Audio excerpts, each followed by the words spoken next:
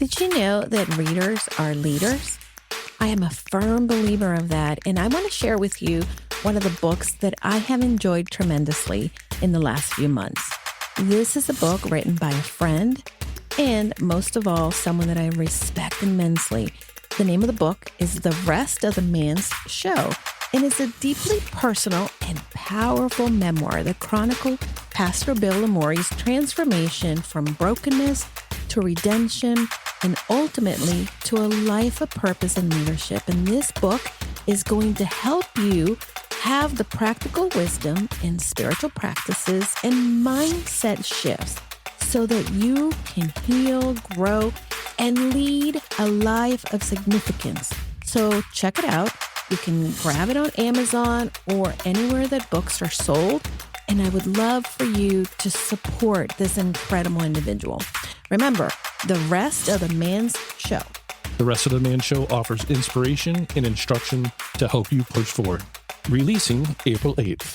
Get your pre-order now so you can be inspired with one of the most fascinating stories of brokenness, redemption, and transformation.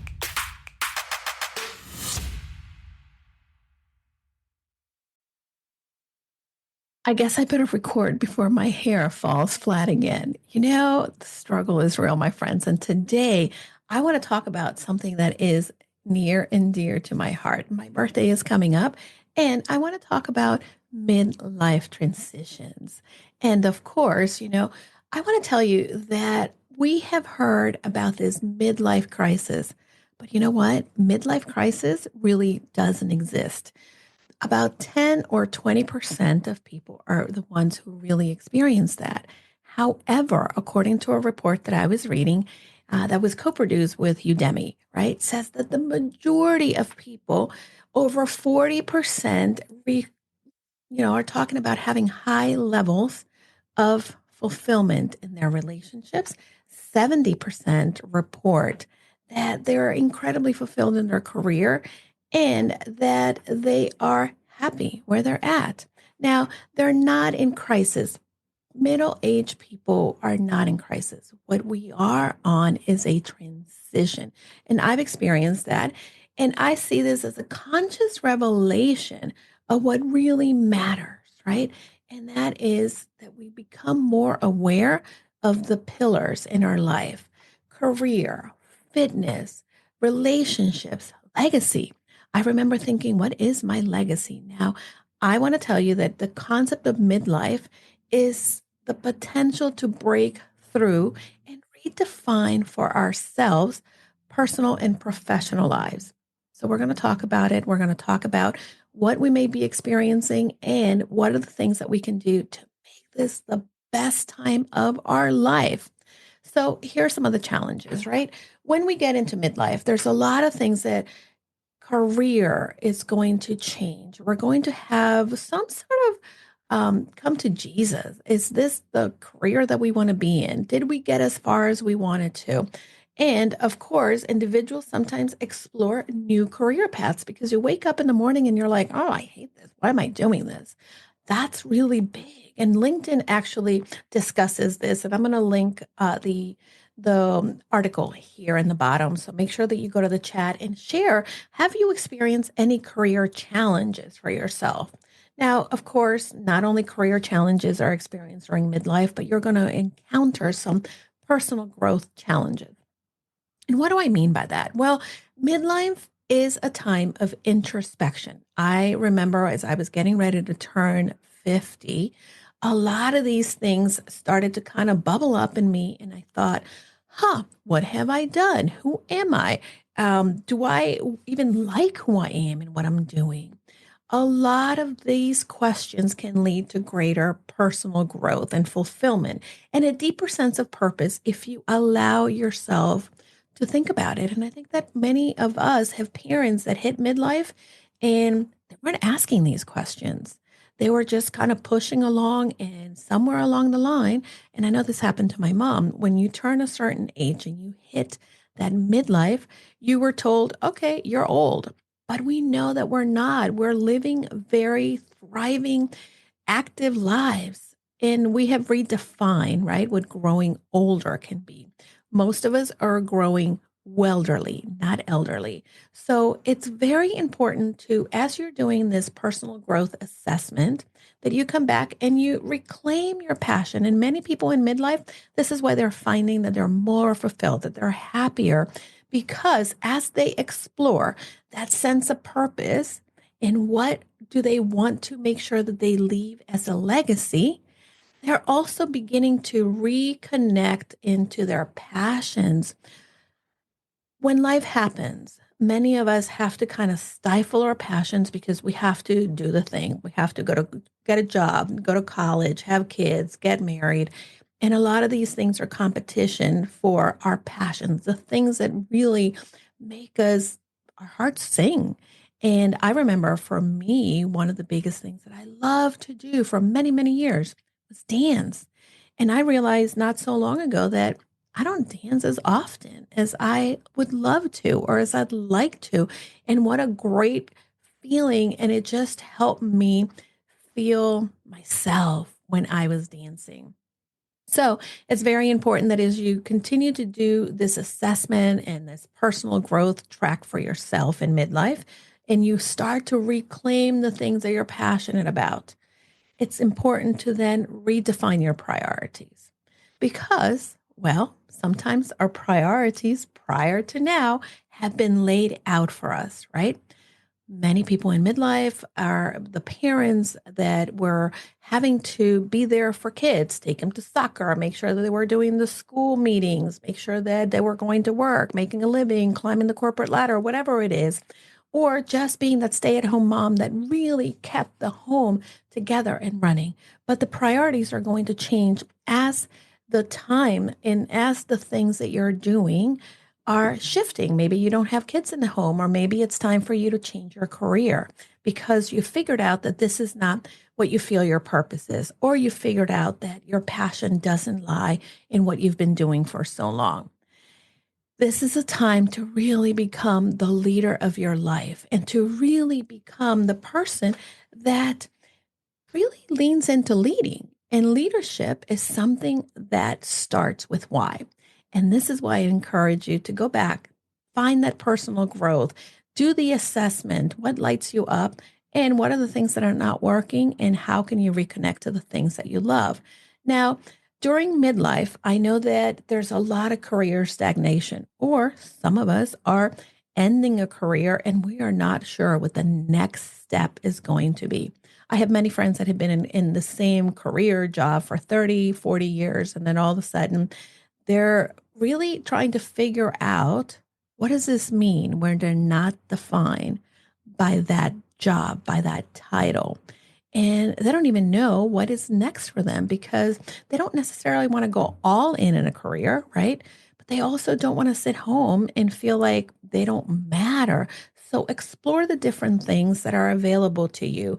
And again, set new goals. Perhaps you never thought that you could be a runner. Maybe that is a goal. Or perhaps you are the person that never really cooked, right? But this is the time where you can explore what it's possible.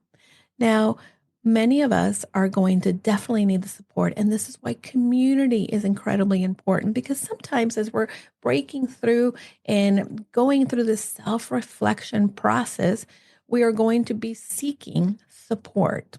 We need to see that it's possible. We need to understand that we're not alone in what we are doing and what we're thinking or what we're experiencing. You know, I have a friend that just launched a book and he really, in his early 20s, he was a mess. I hope he's not mad I'm talking about this, but he talks about it in his book. He really went through a lot of turmoil. He was involved in drugs, he was in jail, and then he turned his life around and he found his calling. And as he dove into this calling, he spent many, many years building a church, ministering to others, being the leader of a community, a religious community. And all of a sudden, he shifted. And it had to be challenging in the sense that he was often Pastor Bill. And now all of a sudden, he was Bill again. And what did Bill like? What did Bill needed to do? And what was he called to continue in this new journey doing? For many of us, we have two sides of the coin, or, our energy, right, is going to be fueled by our emotions. And our energy that we're going to put into many different things is going to come from what we are thinking, right? If we are thinking 50 is it, or midlife, oh, my life is over, then you're going to start to show up in your life like that, right?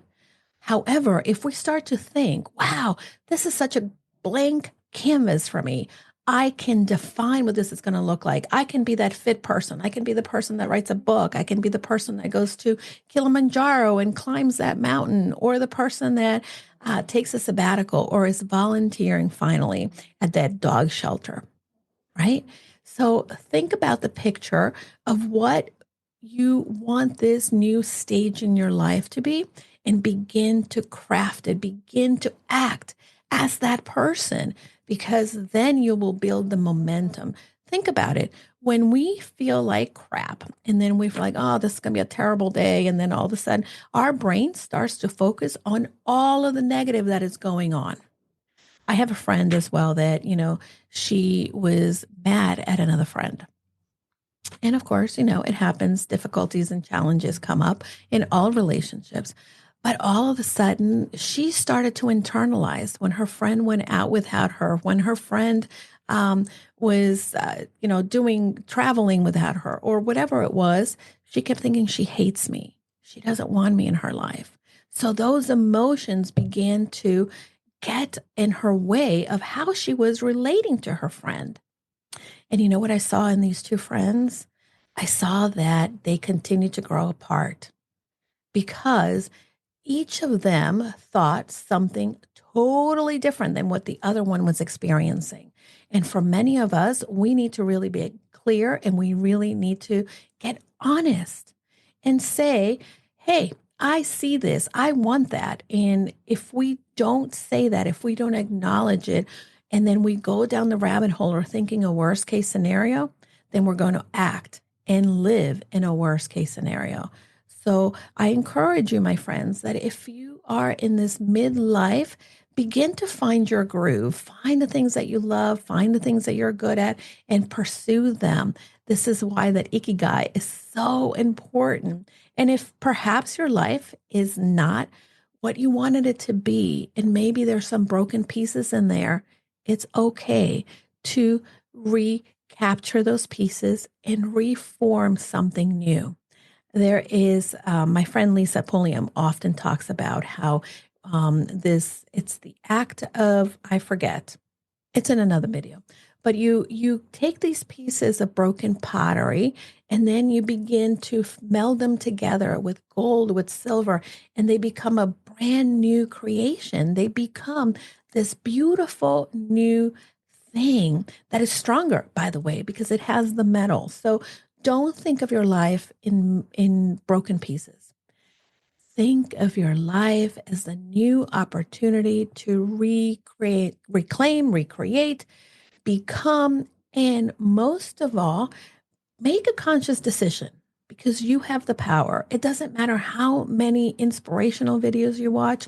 It doesn't matter, who you're reading and who you're sitting around looking at thinking, I wish I was that.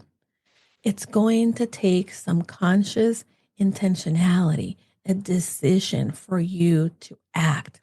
So pick one thing. You don't have to go big on anything, but pick one thing that you really want to explore.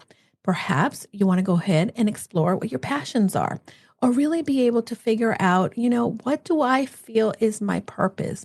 What are the things that maybe I need to reclaim? Is it a new career? Maybe is a relationship with others, with yourself? Only you can redefine that, and then begin to prioritize. Pick one of these things that you're going to do. I'd love to hear what you are doing in midlife, and share with me in the comments, because I love to hear this, and I'll definitely share some of the ideas and some of the things that other people are doing in the comments. But really, share with me, how are you reclaiming midlife? How are you becoming the person that you envision is thriving as opposed to, well, just existing. We are going through so many emotions in midlife, and without a sense of purpose, without a passion for what we're doing, we're not going to break through and we're going to continue to exist. I know that we can do it, my friends. I know that we can work at this together and we can create a community that cheers for each other, supports each other, and we stop thinking that the negative things about each other, because those negative things not only create vast divides, but it creates a lot of angst in us. So go confidently, my friend. Go confidently in the direction of your dreams. And if you don't know what your dream is, it's time for you to explore. Until next time, I'm so glad that you joined me today.